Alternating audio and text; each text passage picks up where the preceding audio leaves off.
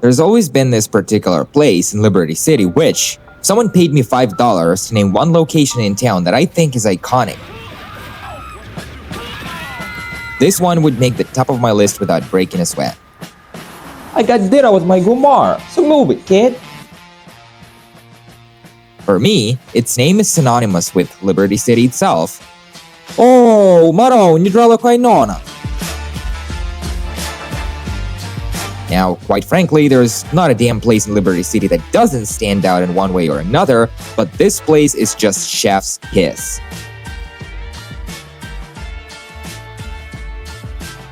Yep, I'm talking about Mark's Bistro up in St. Mark's. My mother's my sister.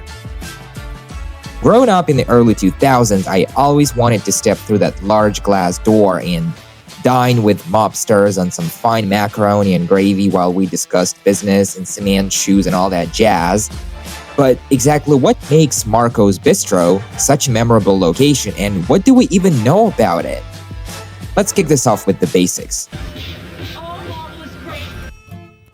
And of course, first things first, a little history lesson. So Marco's Bistro is an Italian-American restaurant located up in St. Mark's, which is a predominantly Italian-American neighborhood in Portland, Liberty City.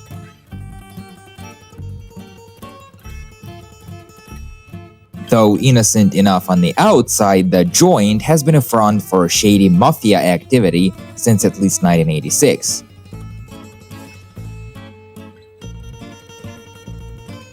Speaking of its holier-than-thou name, it's heavily implied the bistro might be named after Marco Forelli, one of the high-ranking members of the Forelli crime family, but whether that's actually the case is anyone's guess.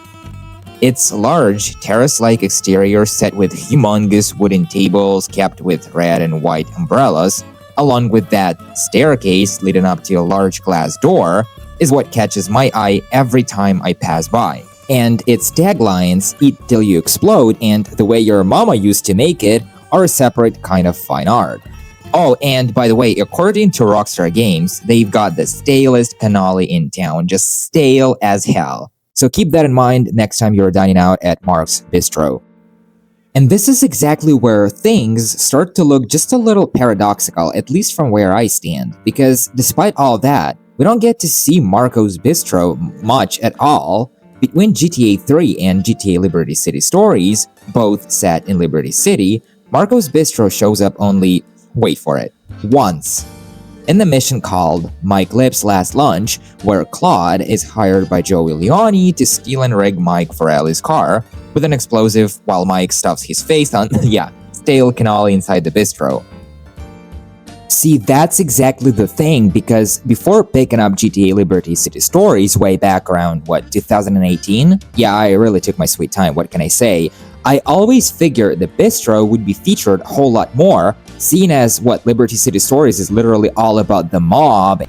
I want my money, old man! Get out of here, you tramp! Little did I know by then, Marco's Bistro had been swept under the rug completely.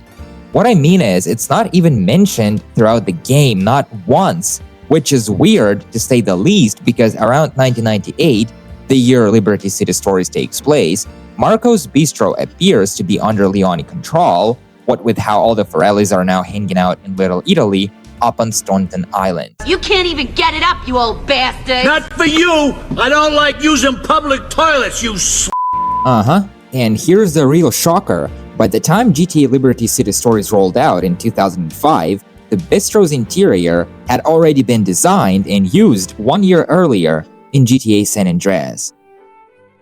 But so much for that, GTA Liberty City Stories never has us set foot anywhere near a bistro in Liberty City Stories, which is a damn shame is what it is.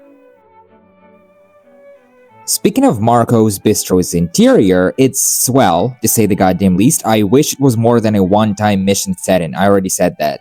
The only time we get to be here is way towards San Andreas' finale. We fly to Liberty City to eliminate Marco Forelli on Salvatore Leone's orders, and the whole mission takes place inside Marco's Bistro. And this simple fact always made me want to linger as much as possible without completing the mission, knowing it would be the last time I got to see this place so up close. And to think Rockstar designed all this stuff just to show up in a single mission in a GTA title that's not even directly set or related to Liberty City?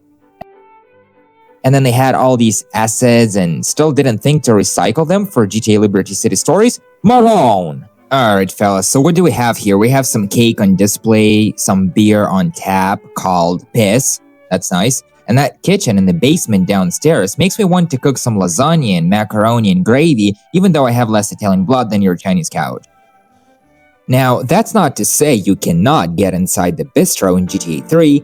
Indeed, a glitch exists which allows you to drive right through the wall and see this place from inside out. Which, well, there is not a whole lot to be seen other than, the blue hell and some textures, but at bare minimum, you get to finally check out that backlot, which bothered me for years. I always wanted to know what's on the other side of this goddamn wall, and there it is, nothing. So there it is, fellas, Marco's Bistro, easily one of Rockstar's biggest blunders, not because they made it in the first place, but rather because they let all that potential go to waste. Now, I only speak for myself, that's just how I am, fellas, but I really wish this place had been featured more throughout the GTA series, which is unlikely to happen now that we have GTA 6 one foot in the door, so to speak.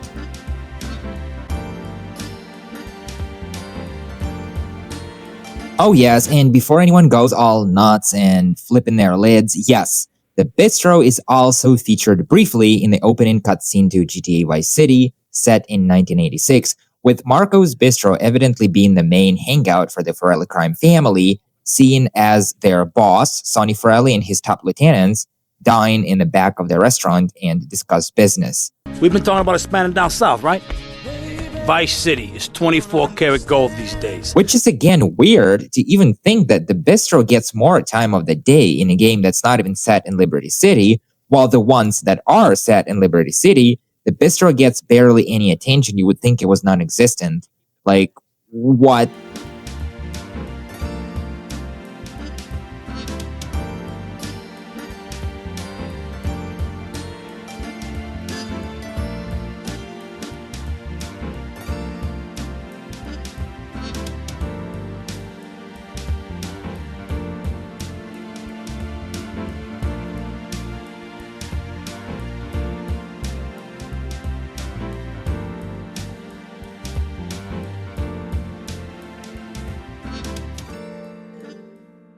You, Tony, you're very important to me. Did I ever tell you that? You can't even get it up, you old bastard. Not for you. I don't like using public toilets, you Very important. So listen, it's you and me now. We're in charge. We got those fools on the run. How would you know? You're more interested in hanging out with men. And you're only happy when you got your drawers around your ankles and your back against the wall. Christ, I met rabbits who like to less than you. So listen. You, Salvatore Leone, you no-dick, and wife-beating piece of a... You! In fact, everyone has!